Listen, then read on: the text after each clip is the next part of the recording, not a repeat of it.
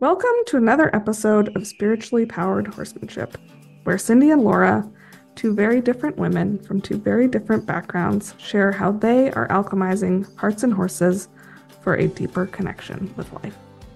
One of our deepest intentions on this podcast is to keep it real, because in our horsemanship journeys, there's no black and white. Nothing is for sure, and anything can change at a given moment.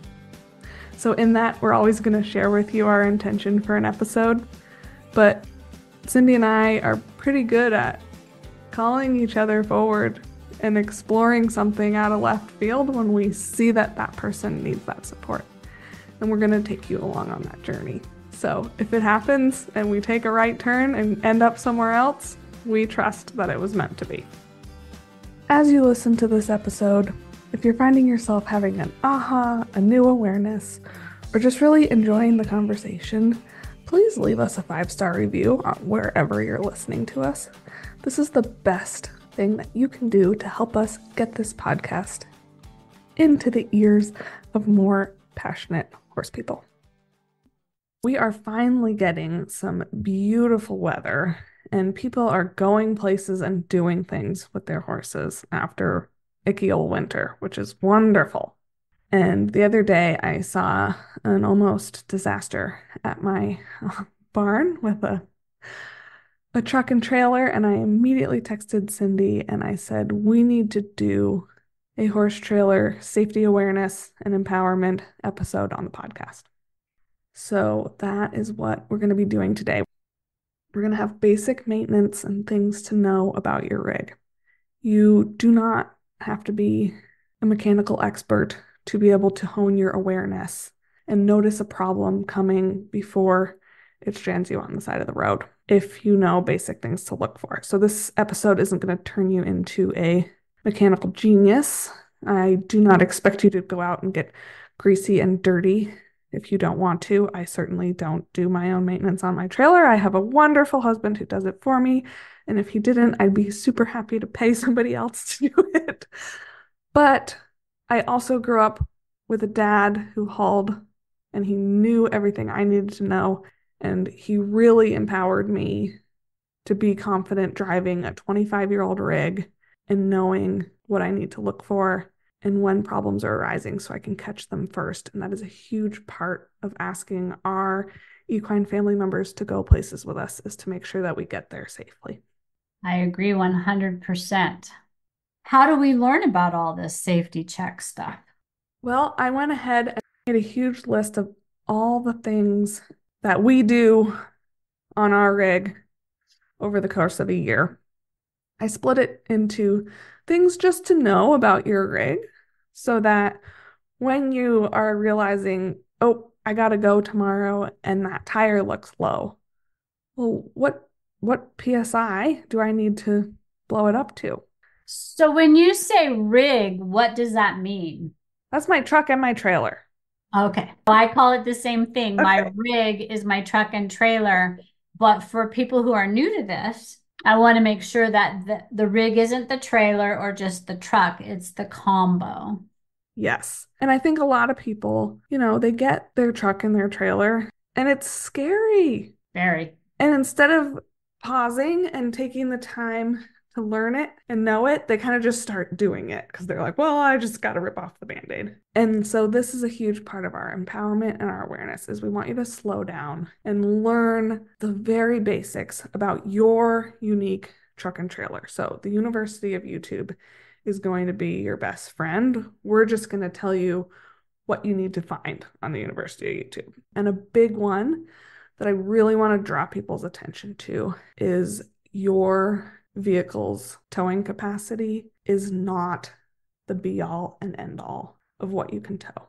And a lot of people don't know that. Each vehicle has a towing capacity for a gooseneck, which means the center of your truck is carrying the load, and a towing capacity for your bumper, which means you're on the back hitch. Your bumper can haul less than your gooseneck load, and you need to know the difference, and it will be in your manual. So sorry, I just need to enter because I see this all the time.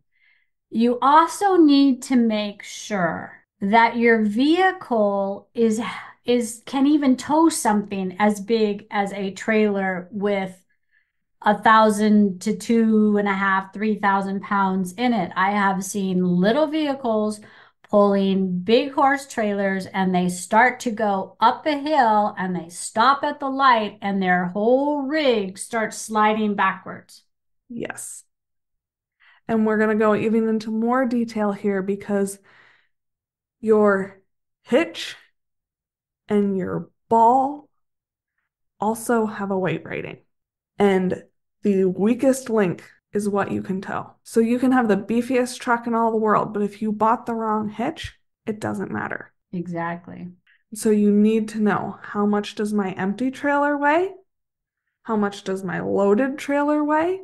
There is a tongue weight, which is how much downward pressure is being put on my hitch, and your hitch is rated for that.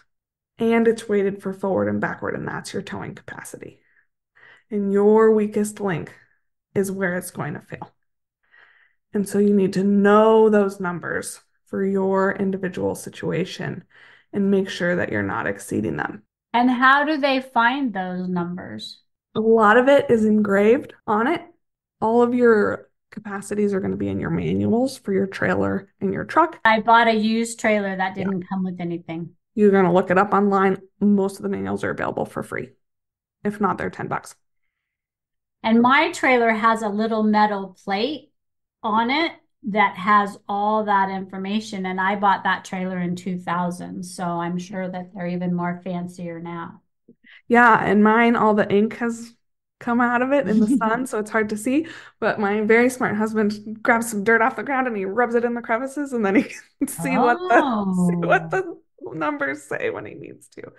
But the whole thing is, if you take the time to download this resource that we have for you, that's in the show notes, and on a day when you have nowhere to go, get to know your rig, then you are empowered to do something about a problem instead of in a panic situation. and remember, our horses are our family. They're living beings and they trust us.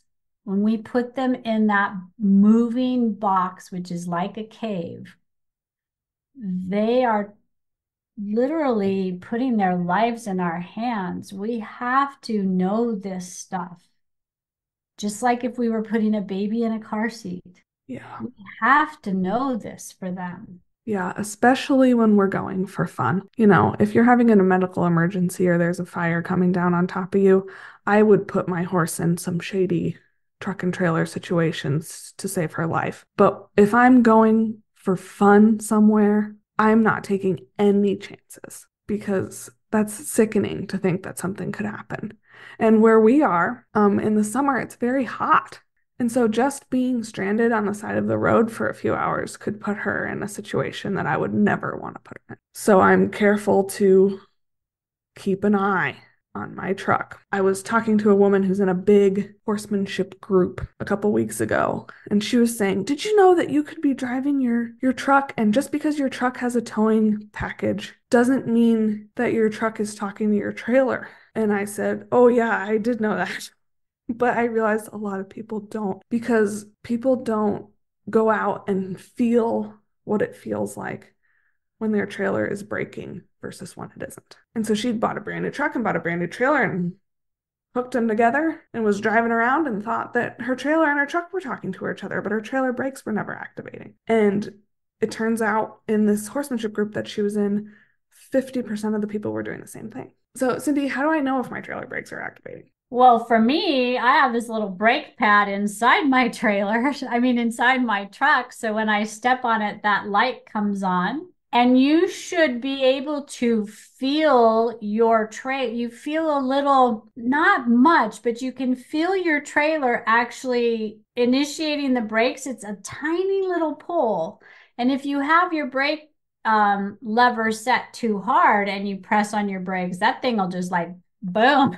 Your truck goes, Damn your horses and your horses will go forward. But you feel it. If you are putting on your brakes in your truck and your trailer brakes aren't working, It will feel like your trailer is trying to push your truck. But when your trailer brakes are working and your truck brakes are working and they're communicating, there is a moment of applying your brakes that you feel your trailer just slightly lag, and you know that they're working. We encourage you to get the feel of your horse. We encourage you to get the feel of your trailer and the feel of your truck. Yes. I know I grew up with a mechanic and he would not work on my vehicles unless I was out there working with him. So I spent a lot of cold nights in the garage wishing I was going to bed. And I thank him so much for all that he taught me. I can pick up something wrong with one of my vehicles like that. The sound, the feel when I accelerate, the feel when I put on the brakes, the feel when I turn. I know those as much as I know my horses. So, awareness. In one of our last episodes, we talked about environmental awareness. Now we were talking self awareness, horse awareness, environmental. Now we're talking self awareness, truck awareness, trailer awareness, and feel your horses in your trailer. Yep, exactly. And I'm not going to go through the whole list of periodic checks and maintenances on your truck and trailer because a lot of these things, you guys are going to take it into a Lesh Swab or another mechanic shop and they're going to do it for you and they're going to do a great job. And that's perfectly fine. But I'm going to draw your attention to the first two of these items on each list because it will help you develop your awareness. Someday when you're driving your truck without your trailer, going about 20 miles an hour with nobody around you, you're going to lay on your brakes firmly, but not slamming them. And you're going to feel, is my truck stopping in a nice straight line? Or is it pulling to one direction or the other? There's a huge awareness of what's going on with your truck. And if it is not stopping in a nice straight line, there's something that needs your attention in there. You're going to do the same thing while going 20 miles an hour. And you're not going to let go of the steering wheel, put your hands on your head, crash into all your neighbors' cars, and then send me a bill. Guys, don't do that. But you're going to see, can my truck drive a straight line without me having to hold it? If not, there's something going on. Knowing that it's there is really important. Your trailer, same thing.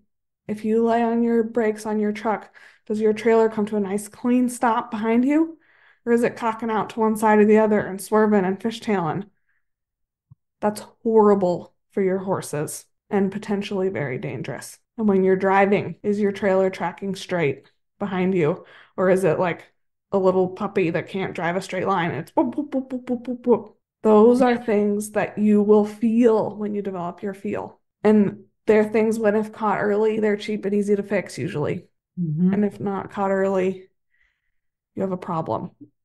So, I mean, a lot of this stuff is very boring and we're not going to go through all of it, but it's so important that somebody's getting their eyes on this stuff before you're out in a remote location and something breaks down. A lot of trailer accidents are avoidable by making sure your rig is operating at its optimum. Yeah. When is the last time you peeled up your mats and looked at your floorboards? Mats Yep. can cover up a lot, and it is a hell of a lot cheaper to replace floorboards than it is to have horses have to grow back their hoof capsules because they fall through or die. Yeah. I've over the years have been a member of a of large animal rescue and working in veterinary medicine, and I'll tell you what, you don't want to see a horse coming out of a trailer accident with floorboards broken and their hoofs going through. They don't know it until they stop or somebody's laying on their horn because there's stuff flying out from underneath their trailer. We're not trying to grocery out. We're trying to share the reality. Yeah. Not having good tires coming around the corner and you have a tire blowout, you're not paying attention, you're going too fast, your trailer swerves. A lot of us travel up 2-lane roads up to go riding places. We get a blowout. We don't know what that trailer's going to do, but we've seen them come off the edge of the cliff or off the side of the road, not even in the mountains, just on highways that have an embankment. You see them on Facebook all the time, you guys. Those are real. So our last maintenance thing that I want to cue you guys into, because I think people don't know it and it's a big one, is your wheel bearings. So the thing about your trailer is it's extremely simple. You've got an axle, it's attached to your trailer frame. On that axle is a bearing, which is a ring with a bunch of other little rings packed with a boatload of grease to keep it all running nice and smooth. And that's what facilitates your tire going around in a circle. And when your trailer runs really long, long ways, or sits for a long, long time, or goes through water or weather and whatever, that grease can stop circulating properly. It gets hot, it sinks to the bottom. These bearings stop turning smoothly on each other and they start grinding instead. And that creates heat.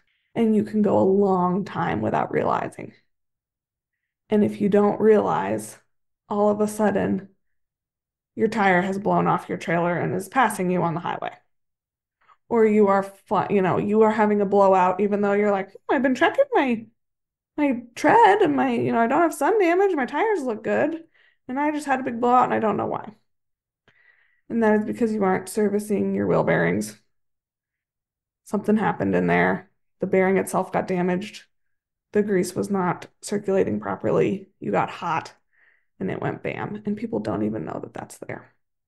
So every time you stop for gas after you have been driving for a while, you walk around your rig, you don't put your hand on a hot brake, but you feel near all of your tires for heat. Now, if you've just come down a big hill, they might be warm, but they should all be even. If one is a heck of a lot hotter than the other, you can head off a big problem. Just train yourself. You're all walking back to see how your horses are doing anyway. I know you are. Feel around those bearings. Trailers are notorious for bearing problems. They are so cheap and easy to fix if you catch them, and can be devastatingly dangerous if you don't. And if you can develop your awareness of how your rig is driving, how your trailer is pulling, and if your wheels are going around nice and smooth instead of chucking and making noises, you can save yourself so many problems and have way more fun with your horse. Is that it on the safety check? Yeah, I think so. Let's talk about driving somewhere. I'm gonna add one thing in here that wasn't planned, but I'm gonna get on my soapbox for a moment. Those trailer companies who build those trailers that you can open the window and have your horse's head sticking out the window should get sued over and over and over again. I cannot tell you how many large animal rescues that I have seen and witnessed horses rearing up and getting stuck with their front legs or a front leg outside of the trailer. And trying to rescue a horse from that situation is very, very difficult. I have seen horses lose their eyes because they've had their head out the window and the truck next to them throws a rock up out of their wheel and takes that horse's eye out. So your horses, like your children, like your dogs, should have all of their body parts safely and securely in the trailer with no way of sticking any part of their body out. We have actually seen horses' necks broken because they had their head out and a truck came by and clipped it. So don't do it. Your horses do not need it. And you are responsible for their safety. Yeah. Yeah. And when you think about it, horses are naturally very claustrophobic and looking for an out. Mm-hmm. They see that little open box in front of them and they panic. That's where they're going. Don't give them that opportunity. And you don't believe us? Yeah. YouTube trailer rescues. Yeah. Equine trailer rescues on YouTube, and you'll see plenty. I highly recommend that if you're new to hauling your horse, find somebody that is experienced. I actually teach my students trailer safety, driving, backing, stopping, taking off. I actually give trailer driving lessons. Um, Question about that. uh-huh. Is the horse in the trailer when you're practicing? No, ma'am. And one of the things, and I learned this from an old horsewoman. One of the things that I make them do first is get in the trailer and I drive them around the property so that they can feel when I take off too fast and when I stop too quickly. And they have to close their eyes because horses don't know to watch the road. And then when they think they're doing really, really well on their trailer driving, we put a cup of water in the middle of the Mm. trailer and they have to drive around town. And when we get home, that cup of water should still be standing and not very empty. That's an And we awesome. have great fairgrounds here, and I take cones. Actually, our fairgrounds has an outdoor arena that is long, and one section is right up against the road, and there's a cyclone fence, and there's enough room between it where you could drive a truck and trailer and probably your Ranger or golf cart side by beside it, and you could travel. So that's how much room for forgiveness, and that's where I teach them backing up Nice. so that first we start in the open area between cones and then their finishing is along that side. So there's an art to driving, An incredible amount of feel. an incredible amount of feel and awareness. Before you start driving or even when you are driving, start watching big rigs Yeah. because they know the safe distance between the car in front of them. And you come into a stop slow and you take off from a stop slow. It's always in slow, off slow, and you give yourself plenty of braking room. So you can't be texting, you can't be chatting, you can't be in a hurry. You've got your trusty steed in the back, and they take you on many, many rides and take good care of you. Now is your turn to take good care of them. And it's such a different, it is not like driving your little around town car. Mm-mm. And you have to have a huge amount of respect for it. My truck is 25 years old, so they make them differently today, but my fully loaded rig weighs over 10,000 pounds. That does not come to a stop like my Toyota Corolla does. Mm-mm. It doesn't turn like my Toyota Corolla does. And when I see somebody out in a parking lot with their cones practicing without their horse, it just makes my heart so happy because I know that that person has respect for I could kill another person on the road just as easy as I could kill my horse. And horrible accidents can happen any day, no matter how well you prepare. But you have to have respect for that. You're not just driving down the highway in your around town car. Yeah. And when I put my horse in somebody's trailer and I notice that they're driving like they're driving around town car, I never put my horse in that person's trailer again because you have to know what you're doing. And you can't expect to learn it while going to the trail ride. You learn it when you get your trailer. I was so intimidated when I bought my trailer because it was a very big purchase for me at the time. That I was like, oh, okay, I bought it, but I'm not ready to drive it. So my husband, being the creative guy that he is, says, okay, that's fine. We're going to U-Haul. We rented a little, like a little trailer that hooked to my Subaru. And we drove it directly across the street and we spent the day practicing driving and backing that little U-Haul. It turns out it's way easier to drive bigger trailers. Oh, yeah. So that was actually a really great practice. But that's where we started because we were intimidated by it. And then we bought the trailer and we didn't have a truck for a year, but we would rent trucks for the weekend and practice driving. And then at the end of the weekend, we'd let ourselves go somewhere with the horse. That was like the reward for all the practice of the driving. That's very clever. That's and devoted. Well, and I was so worried about fires, and I was like, I can always find somebody with a truck in an Right. emergency, but finding somebody with a horse trailer is harder. So I got the trailer first. Um, Good thinking. yeah, but I think that if I didn't come from a space of living remotely, growing up and having respect for what it means to go out and being remote, and also having a dad who hauls boats around, I wouldn't have understood the responsibility I was taking on by driving that big of a vehicle. Right. A lot of people don't. No. So when you go somewhere new for the first time, do you do any kind of route planning or checking, or what does that look like to you? For me, Yeah. I will, like when I've hauled to Colorado, Mhm. sometimes Bruce goes with me, but often I've gone on my own.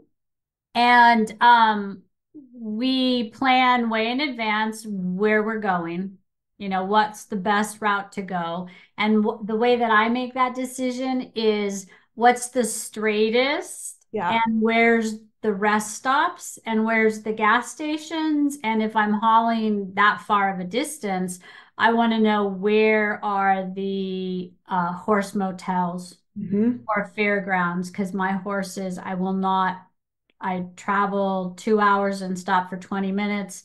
And after 8 to 10 hours, they're off for 12 hours Yeah. and then back on again.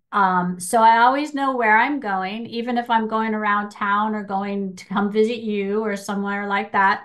I find out what's the best route. My husband helps me with that. And then I will print it out Yeah. because there's been too many times that we're somewhere along our route and there's an accident or detour or road is closed and we don't have cell service, Yeah. which means we don't have GPS.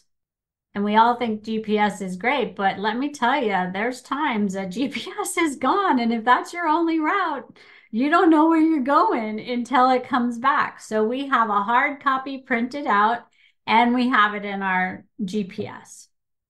Yeah. So that's what we do. And we plan it when I'm hauling, if it's just like up to the mountains or somewhere.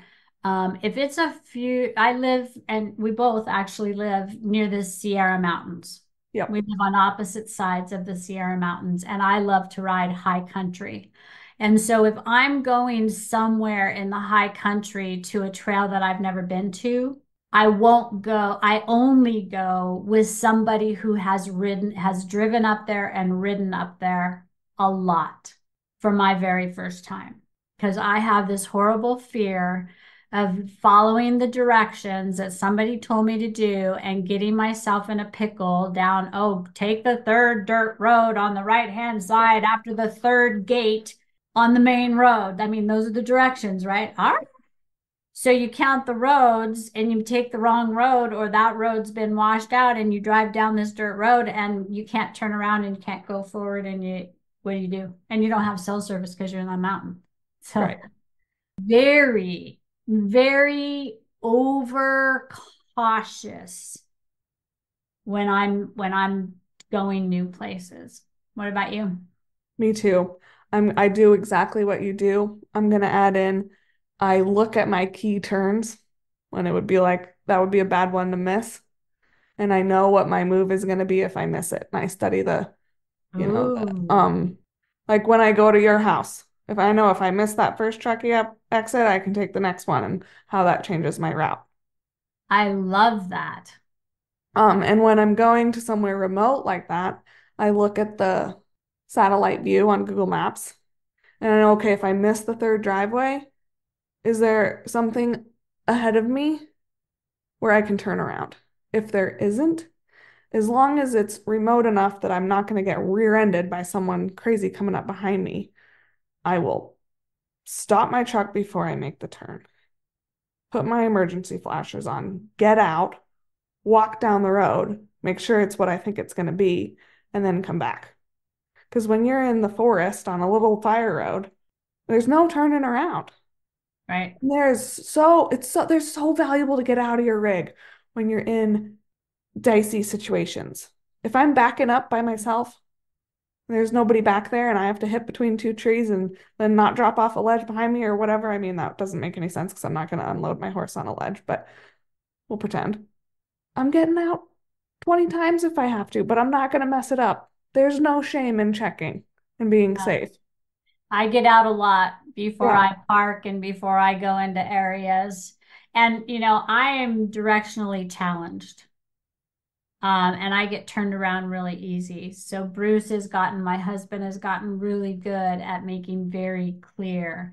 But I'm going to add that into it's as simple on your GPS or Google Maps. What's the alternate route?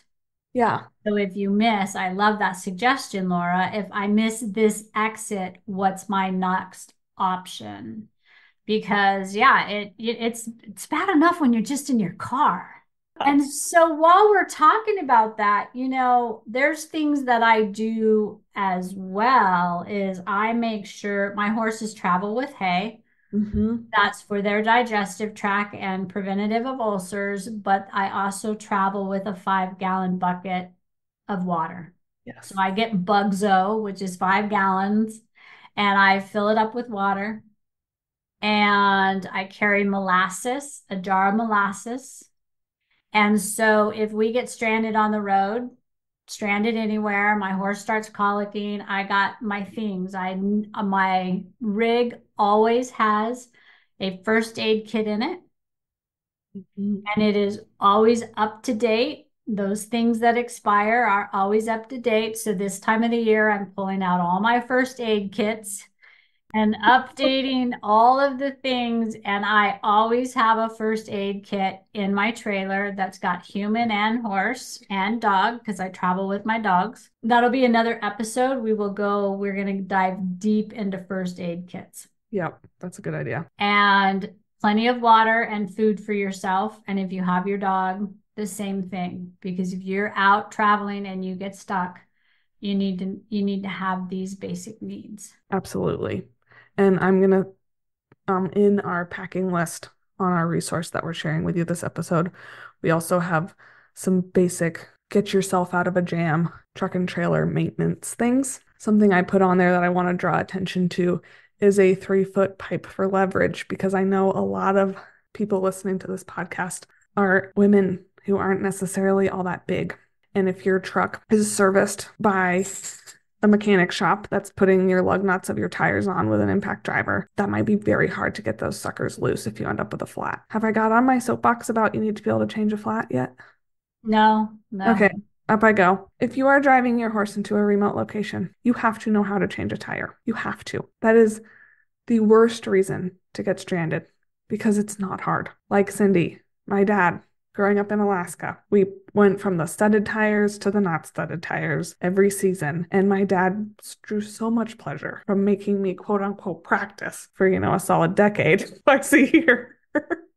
But because he did, I can change a tire in about 10 minutes. So even if you are somewhere where AAA can get to you, AAA can get to you in half a day. And your horse might be overheating in the trailer by then. Or if you have US Rider, that's the horse version of AAA where they will come get your whole rig, which is amazing. And if MJ was sound enough, would have it if we were going a lot of places.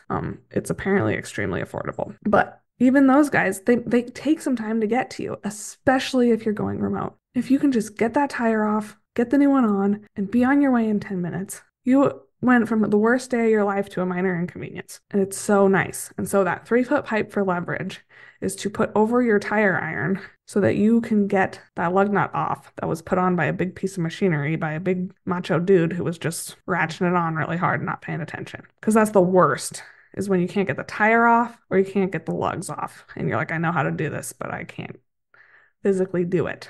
That tire, you get a hammer, you get the other tire, and you whack on it on the corners until it busts loose and it will come off. You take your spare, it's heavy as shit, and you swing it between your legs and you hit the side of your tire that's stuck on and it pops Oh, off. gotcha.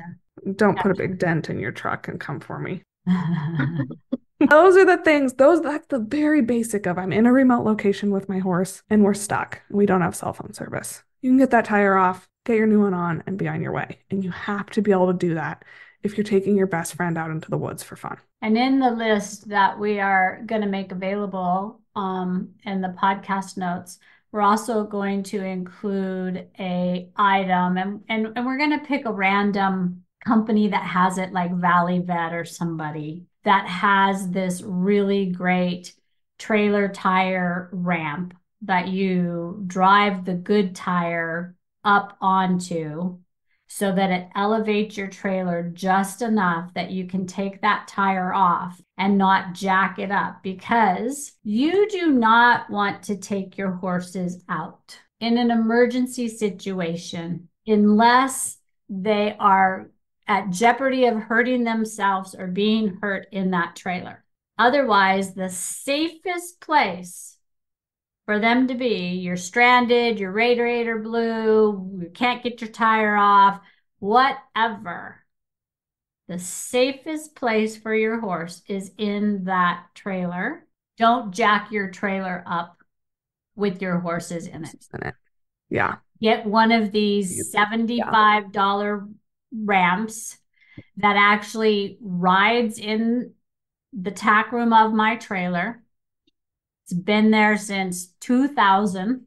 You don't even see it because you know the bars where you hang your blankets over. It's wedged in there, and it just sits right there. And I look at it all the time and go, "Thank you, God. I haven't needed it yet." And I'm so excited that you shared this with me because my solution to this was to carry a floor jack with me, which weighs a million pounds, and I have to have boards to put it on because it can, if it's really muddy and soft, the floor jack will just go into the ground instead of the trailer going on. Thank goodness my wonderful husband thought of all this and set me up, but what you have is so much easier. So now you need to ask your husband what would be the solution. And I think it would be the same thing is, Carrie, I'm going to now have Bruce cut me a board to set that on. I'm in a soft spot. I hadn't thought about that until you just said that. If you're in soft dirt or muddy dirt, or in mud, the weight of your trailer is going to make that sink, and that's not going to be high enough to get that flat tire off. So by having a board cut just the size for it will help keep that sinking. That's a great suggestion. If it has a flat bottom, you're probably good. But if it's just a plastic rim, it's a plastic. Yeah. I think it's a plastic, unless now I bought mine in 2000. Right. And it is hollow underneath. Yeah. So you would need a board, because if you're in mud, that's just you will be very upset. Yes. So prepared, but still stuck. So that's a great suggestion. Cut a board and it just goes in your trailer as well. You empower yourself with this information. The fun is way more fun. Thank you for tuning in to this episode on our podcast. I want to remind you that we'll be here every second and fourth Tuesday of the month, following the golden rule. That's the plan, but we are always willing to be flexible. If you want to connect with either one of us, you can do so by finding me on Facebook, my Facebook group, Unbridled Reflections. And you can find Laura on Instagram. She's known as the Homestead Witch. The links to those contacts can be found in the show notes below. Don't forget, if you learned something new today, had an aha, or walked away with a valuable nugget of awareness, you can say thanks by leaving us a review on whatever platform you're listening on.